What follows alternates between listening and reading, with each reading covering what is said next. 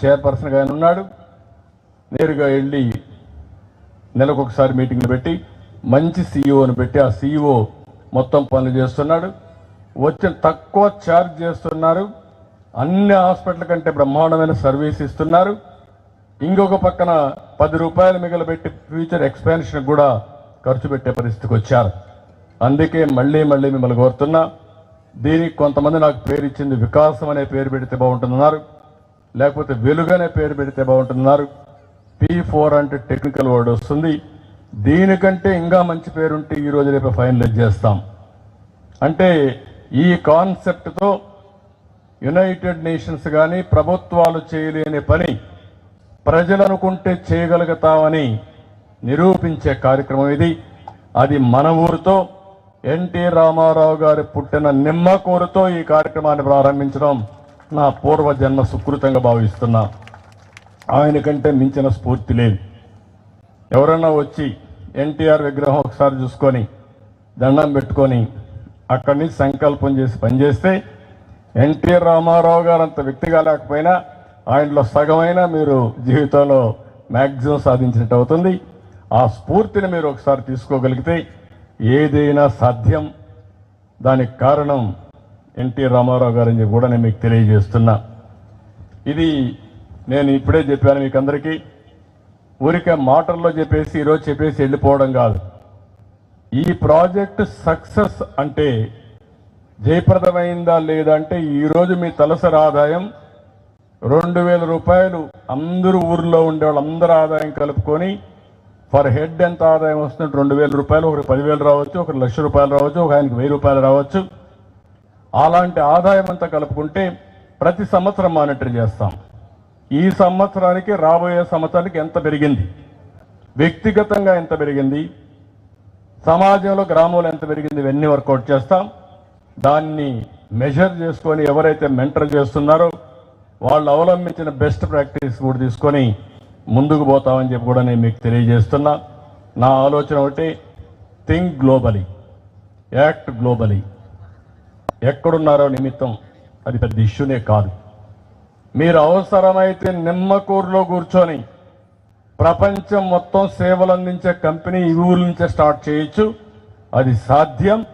అది చేయడం కోసమే ఈ కార్యక్రమానికి శ్రీకారం చుట్టాం. పని చేయాలంటే పని చేయొచ్చు, కంపెనీ పెట్టాలంటే కంపెనీ పెట్టచ్చు. అవసరమైతే మీరు ఇక్కడే కాదు ఇక్కడికి వచ్చిపోతూ ఉంటాం. హైదరాబాద్లో ఉంటామంటే హైదరాబాద్లో ఉండొచ్చు, అమరావతిలో ఉంటామంటే అమరావతిలో ఉండొచ్చు. అలాంటి నూతనమైన కాన్సెప్ట్ కోసం ఈ రోజు నేను స్టార్ట్ చేశాం. నా జీవిత ఆశయం ఒకటే, పేదరికం లేని సమాజం చూడాలనేది నా జీవితాశయం. సంపద అనేది కొంతమంది చేతుల్లోనే ఉండి ఆ సంపద అంతా కూడా దుర్వినియోగం అన్నగాని ఉపయోగపడకుండా ఉండడం సంపద కాదు. కొంతమందికే పరిమితం కావడం సంపద కాదు. అందుకని అందరూ కూడా పేదరికంలో బాధపడతా ఉంటే కొంతమంది లక్షల కోట్ల రూపాయలు వాళ్ళ పేర్లతో పెట్టుకొని వాళ్ళు మాత్రం విలాసవంత జీవితంలో ఉండడం కరెక్ట్ కాదు. అందుకే మొదటి విడత పేదరికం లేని సమాజం, 2 పేదవాళ్ళని ధనికులు చేసే కార్యక్రమం. ఒక వ్యక్తి బాగా చదువుకుంటే మీరు ఒక 5 ఏళ్లలో 10 ఏళ్లలో 100 కోట్లు 1000 కోట్లు సంపాదించడం పెద్ద కష్టం కాదు. అలాంటివన్నిటి కూడా మనం శ్రీకారం చుట్టే అవకాశం ఉంది. అందుకే మళ్ళీ ఒకసారి ఈరోజు చూసిన తర్వాత నేను ఎప్పటికప్పుడు మానిటర్ చేస్తా. నేను రాజకీయాలు ఎట్లా మానిటర్ చేస్తున్నానో నిమ్మకూరులో ఈ ప్రాజెక్ట్ P4 దాని పేరు కూడా వికాసమా వెలుగా ఇంకా మంచి పేరు నేను ఆలోచిస్తున్నా.